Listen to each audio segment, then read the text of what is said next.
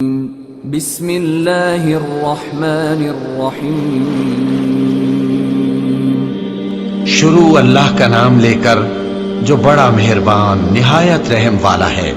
حامیم، اس کتاب روشن کی قسم کہ ہم نے اس کو ایک مبارک رات میں نازل فرمایا، ہم تو خبردار کرنے والے ہیں۔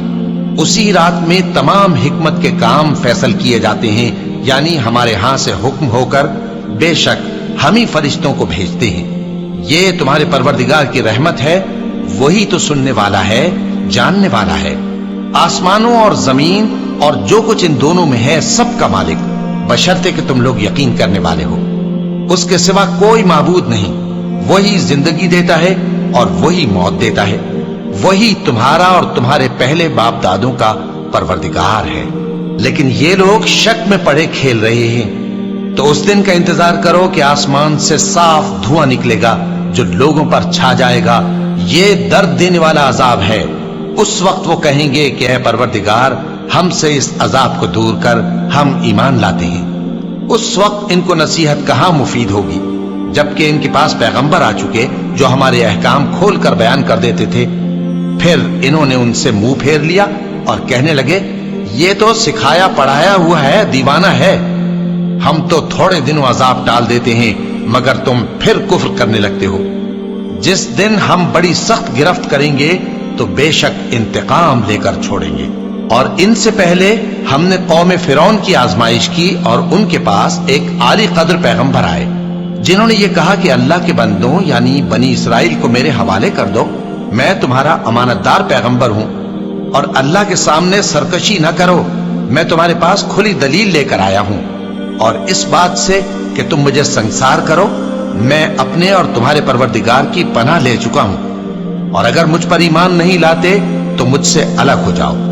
تب موسیٰ نے اپنے پروردگار سے دعا کی کہ یہ نافرمان لوگ ہیں۔ اللہ نے فرمایا کہ اچھا، میرے بندوں کو راتوں رات لے کر چلے جاؤ، اور فرعونی ضرور تمہارا تعاقب کریں گے، اور سمندر سے کہ ٹھہرا ہوا ہوگا پار ہو جانا، تمہارے بعد وہ پورا لشکر ڈبو دیا جائے گا۔ وہ لوگ بہت سے باغ اور چشمے چھوڑ گئے اور کھیتیاں اور نفیس مکان اور آرام کی چیزیں جن میں وہ عیش کیا کرتے تھے۔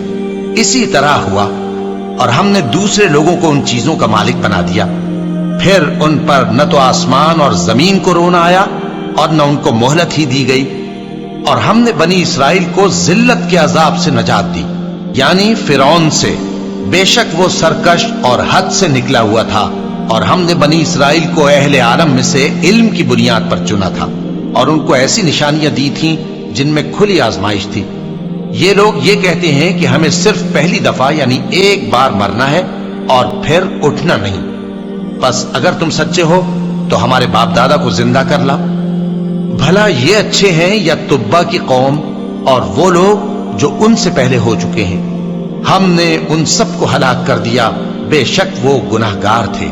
اور ہم نے آسمانوں اور زمین کو اور جو کچھ ان میں ہے اس کو کھیل کے لیے نہیں بنایا، ان کو ہم نے تدبیر سے پیدا کیا ہے، لیکن اکثر لوگ نہیں جانتے۔ کچھ شک نہیں کہ فیصلے کا دن ان سب کے جی اٹھنے کا وقت ہے، جس دن کوئی دوست کسی دوست کے کچھ کام نہ آئے گا اور نہ ان کو مدد ملے گی مگر جس پر اللہ مہربانی کرے۔ بے شک وہی غالب ہے، بڑا مہربان ہے۔ بلا شبہ تھوہر کا درخت گناہگاروں کا کھانا ہوگا، جیسے پگھلا ہوا تانبا۔ وہ تھوہر پیٹوں میں اس طرح کھولے گا جس طرح گرم پانی کھولتا ہے۔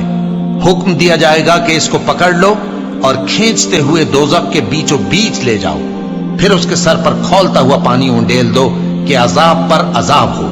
اب مزہ چکھ، تو بڑی عزت والا اور سردار تھا۔ یہ وہی دوزخ ہے جس میں تم لوگ شک کیا کرتے تھے۔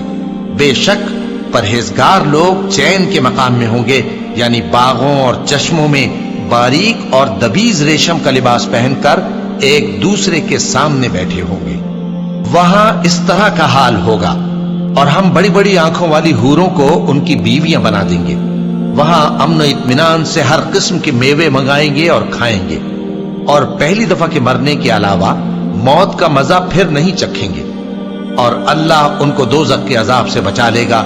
یہ تمہارے پروردگار کا فضل ہے، یہی تو بڑی کامیابی ہے۔ ہم نے اس قرآن کو تمہاری زبان میں آسان کر دیا ہے تاکہ یہ لوگ نصیحت حاصل کریں، بس تم بھی انتظار کرو، یہ بھی انتظار کر رہے ہیں۔ صدق اللہ العظیم۔